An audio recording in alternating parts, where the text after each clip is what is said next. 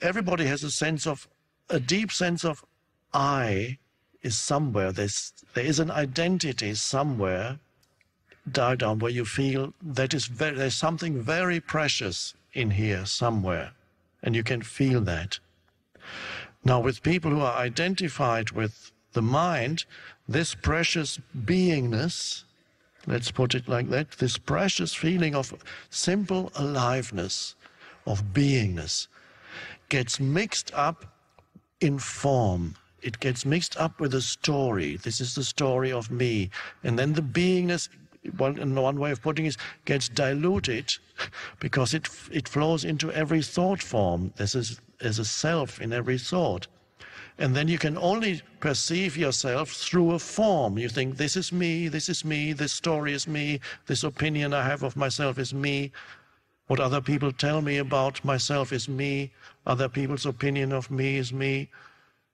There's always identification with form, and the separation happens here of form and something that is deeper than form, and that is the essence of who you are in its pure I amness, its pure beingness, where you can no longer say, I am this, I am that, where you immediately sense, as you sit here,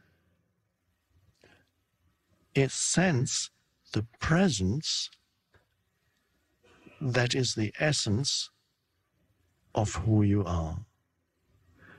Yes, a personal history still exists within that space, but you are not that, you are the space.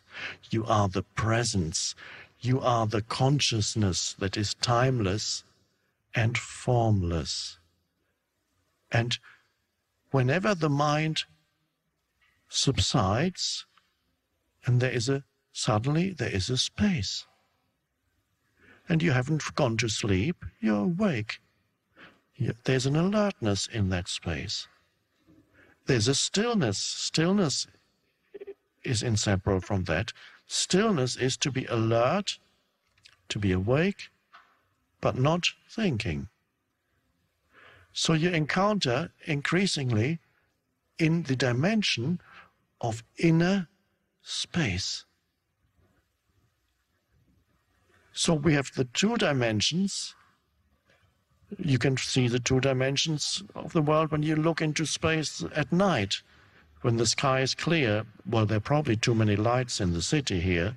You have to go out of the city to see the stars when it's clear. What do you see? You see basically, when you look up into the night sky, you see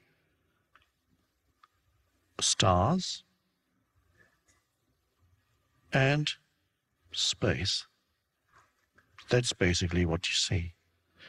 In other words, you see things and no thingness.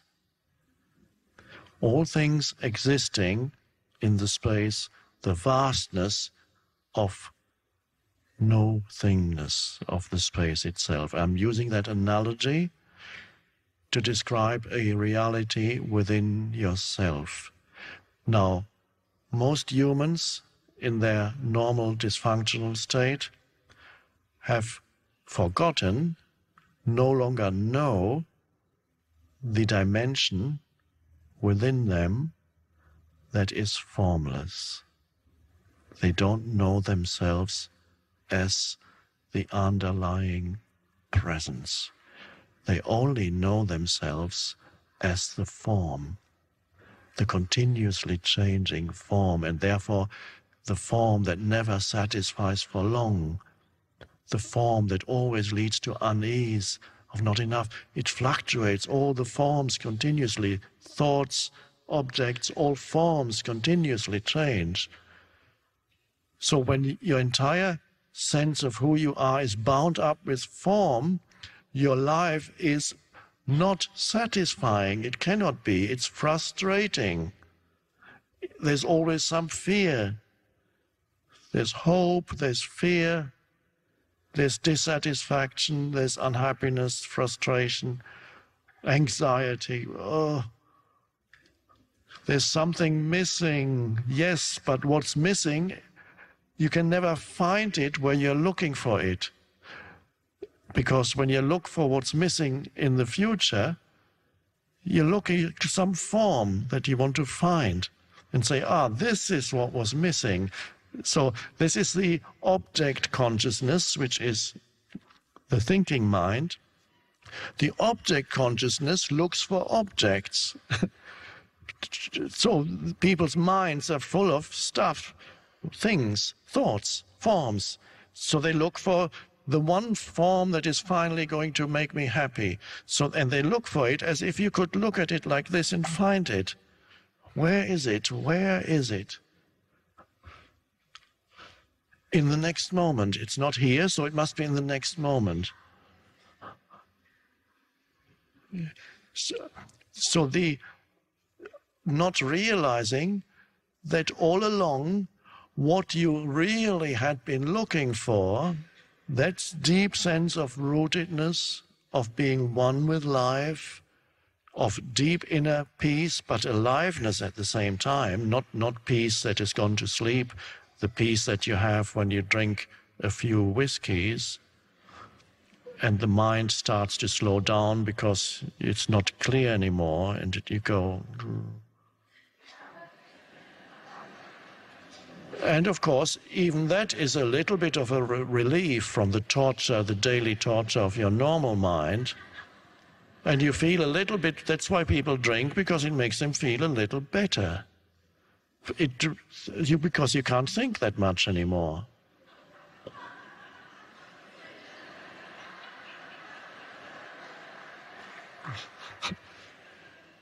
But you're moving towards sleep or unconsciousness. You're moving towards, yes, you will drop off your chair and then you will be at peace, but totally unconscious. We are moving in the other direction. We're going beyond thinking. You're not falling below thinking. We are rising above thinking, where there is the same connectedness with being, that this is what everything natural lives in, that natural state of connectedness with being, because nothing in nature on our planet inhabits a world of problems, only humans. Nature is aligned with life. It lives and then it surrenders its form, and it doesn't make a problem out of it. It lives beautifully and then it dies beautifully, or surrendered. It is surrendered to life. So even your dog, if you're not awakening yet, your dog will be more closely connected with being than you, because the dog is still in the natural state. And that you can easily see that, because you have problems and your dog doesn't.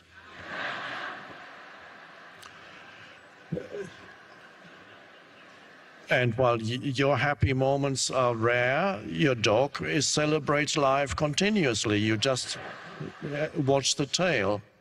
Some dogs, you just look at them, just a little look is enough, and their tail goes, life is good, life is good.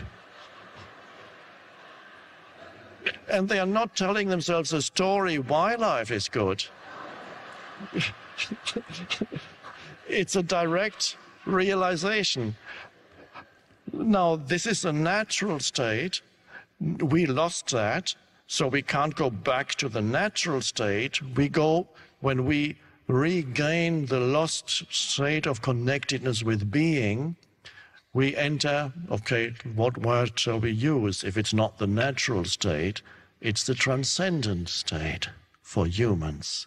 They transcend the madness. They transcend the identification with form. They transcend the egoic consciousness. And then you meet your dog in the same place. But you have gone deeper because you lost it and found it again. But you meet the dog in being, and you not only meet the dog, you meet everything and everyone from that place of formless presence, where anything your mind can tell you about yourself is really not very important anymore. And anything your mind can tell you about another person, although it still will occasionally tell you things, is not that important anymore.